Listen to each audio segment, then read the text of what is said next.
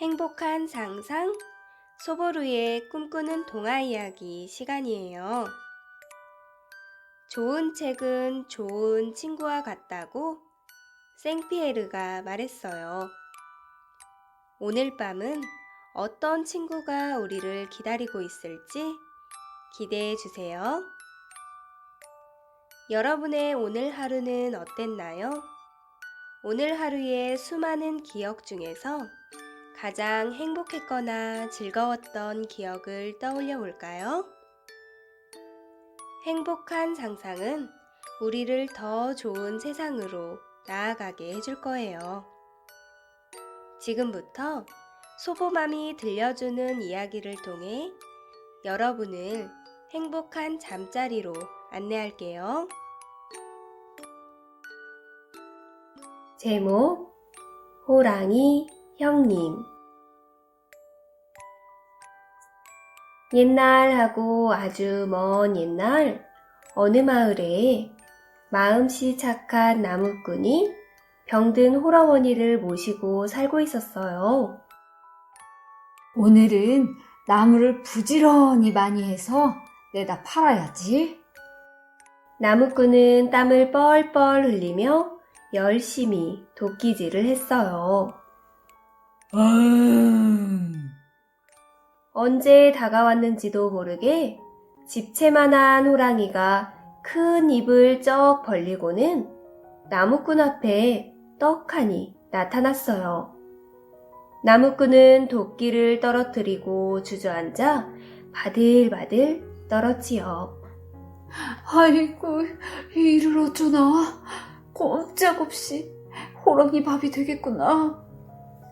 호랑이가 코 앞까지 다가오자 나무꾼은 온몸이 사시나무 떨리듯 떨리고 눈앞이 깜깜해졌어요. 나무꾼은 갑자기 집에 홀로 계신 어머니가 생각났어요. 그래, 이대로 호랑이 밥이 될 수는 없지. 옛말에 호랑이에게 물려가도 정신만 차리면 살 수 있다고 했어. 나무꾼은 눈을 질끈 감고는 호랑이에게 넙죽 큰절을 했어요. 그러고는 아이고, 형님! 제 형님이 맞으시죠? 제가 형님의 아우입니다. 나무꾼은 벌벌 떨리는 목소리를 뒤로 한 채 반가운 듯 크게 말했어요. 얼씨구, 이놈 보게. 야, 이놈아, 어떻게 내가 네 형이란 말이냐? 호랑이가 어리둥절해하며 말하였지요. 아이고, 형님, 어머니께서 제게 호랑이 형님이 있다고 말씀하셨어요.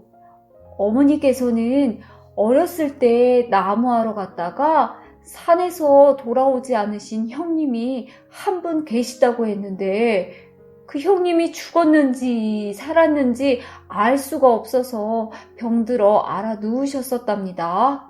그런데 어머니 꿈속에 호랑이로 변한 형님이 나타나 몸이 호랑이로 변하여 못 들어가니 걱정 마시라고 울면서 말했었다고 하셨어요. 뭐라고? 그게 정말이냐? 호랑이는 나무꾼의 말에 귀를 쫑긋 세웠어요. 아이, 그럼요. 어머니는 요즘도 형님 생각에 밤마다 우신답니다. 나무꾼은 눈물을 펑펑 쏟으며 이야기하기 시작했어요. 아이고, 형님, 이제야 형님을 뵙다니. 그동안 얼마나 고생이 많으셨어요.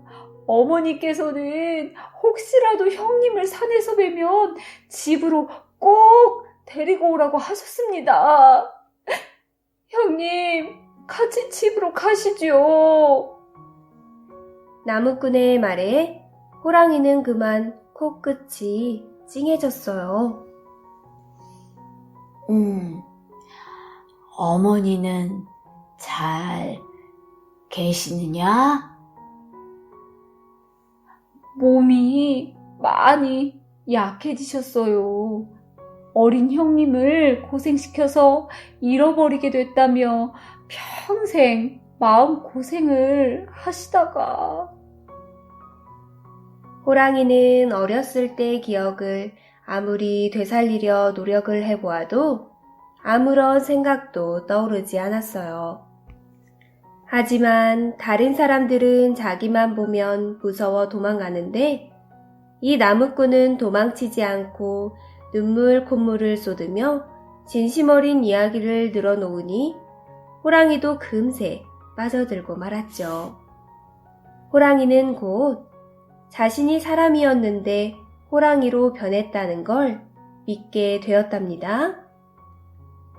어느새 호랑이의 두 눈에도 눈물이 고이기 시작했어요. 어머니가 보고 싶구나. 하지만 이런 모습으로 어떻게 뵙겠느냐. 난 잘 지내고 있다고 말씀 올리거라. 나 대신 꼭 어머니를 잘 보살펴다오.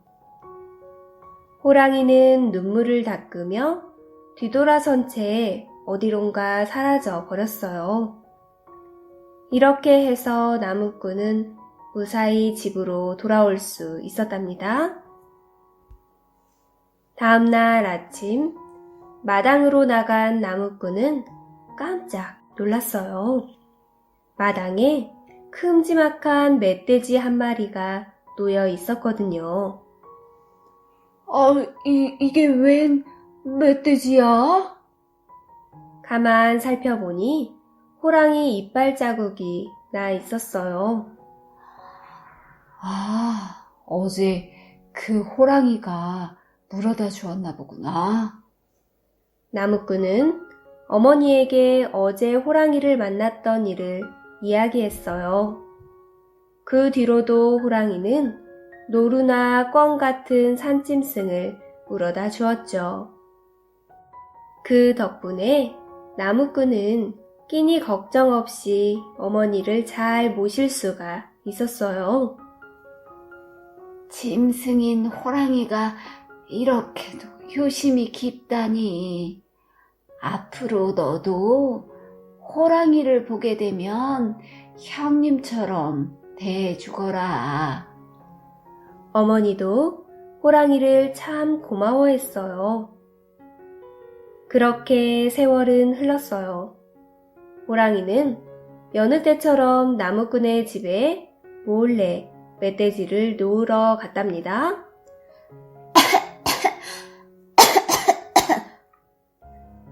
멧돼지를 놓고 뒤돌아서서 가려는 호랑이의 등 뒤로 어머니의 기침 소리가 들려왔어요. 곧이어 나무꾼의 긴 한숨 소리도 들렸죠. 어머니가 이렇게 많이 편찮으신데 약도 못 지어드리고 어쩐다. 호랑이는 마음이 몹시 무거워졌어요. 어머니가 나 때문에 그 긴 세월 마음의 병을 얻으셔서 어머니 조금만 기다리세요. 호랑이는 결심한 듯 어디론가 떠났어요. 칼날 같은 바람을 뚫고 눈 덮인 산과 강을 건넜지요. 몇 번이나 굴러 떨어지면서도 절벽을 가까스로 기어올라 산삼을 캤어요. 호랑이는 기뻐 뛰며 산삼을 들고 나무꾼 집을 향해 내달렸어요. 어머니, 조금만 기다리세요. 이 큰아들이 곧 약을 가지고 갑니다. 이윽고 도착한 집 앞에서 서글픈 목소리가 들려왔어요. 어머니,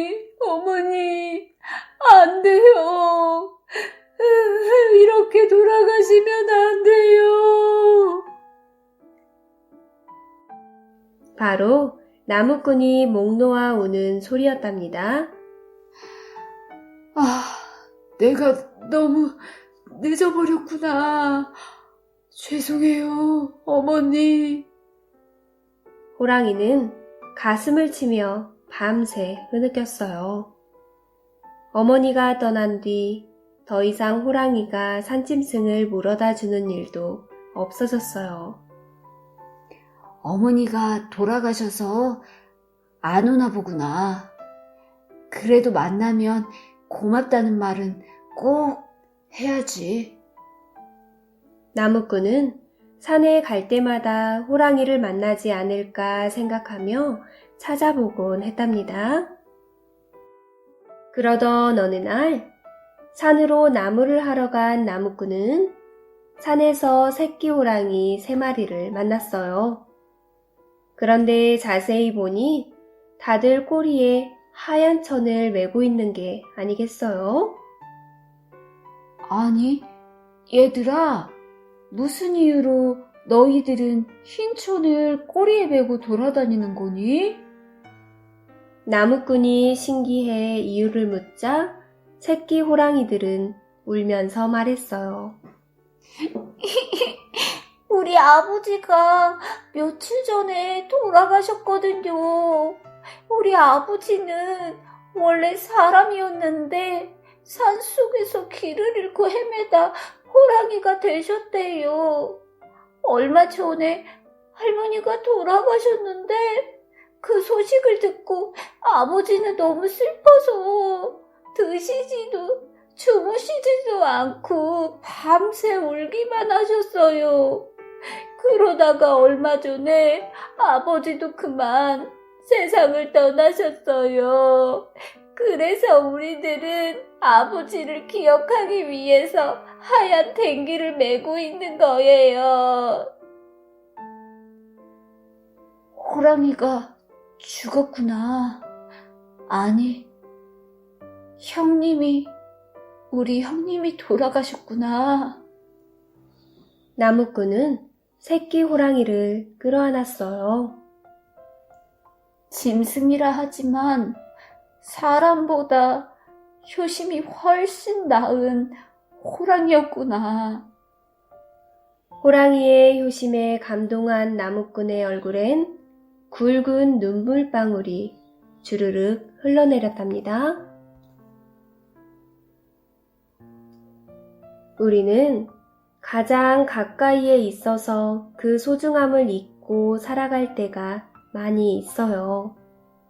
우리가 이렇게 당연하게 생각하고 있었던 것들, 무엇이 있을까요? 그 많은 것들 가운데에서도 오늘은 호랑이가 보여준 효심을 들여다보도록 할게요. 풍수지탄. 효도하고자 할 때에 이미 부모는 돌아가셔서 효를 다하지 못하는 슬픔을 말하는 사자성어. 내가 생각하는 효도는 과연 무엇일까요? 내일, 다음엔 늦어요. 바로 지금. 내가 할 수 있는 효도는 무엇인지 생각해보는 시간 되시길 바랄게요. 오늘 이야기를 다시 한번 생각해보며 꿈속 나라로 여행을 떠나길 바랄게요. 행복한 상상, 소보루의 꿈꾸는 동화 이야기. 다음 시간에 또 만나요.